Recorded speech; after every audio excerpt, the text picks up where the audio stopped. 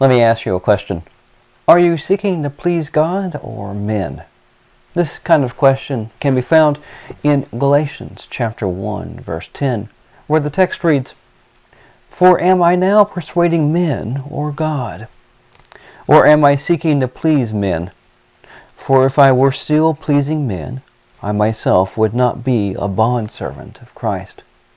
Here we can observe a conflict between serving men, pleasing men, and serving God and pleasing God. It is something that can be found not only here, but also in a couple other places. In 1 Thessalonians chapter 2, verses 3 and 4, it says, "For our encouragement is not from deceit, nor from uncleanness, nor in treachery. But just as we have been approved by God to be entrusted with the good news, so we are speaking, not as pleasing men, but God who tests our hearts."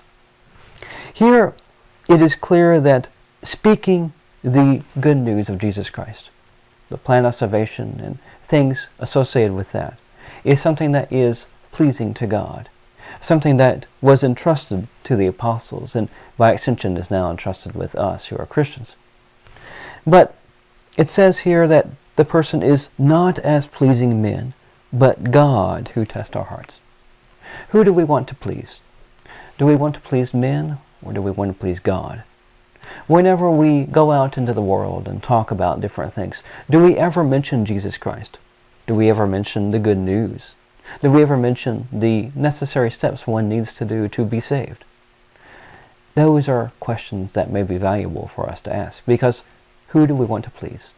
Do we want to please God or men? Again, if you look in the 4th chapter of this letter, verse 1, it says, "Then furthermore, brethren, we request and are encouraging you in the Lord Jesus, even as you received from us how you ought to walk and to please God, that you might abound even more." From this text, you can see by implication that there are certain things, certain ways that one needs to walk the way of God to be pleasing to Him. Are you seeking to go that way?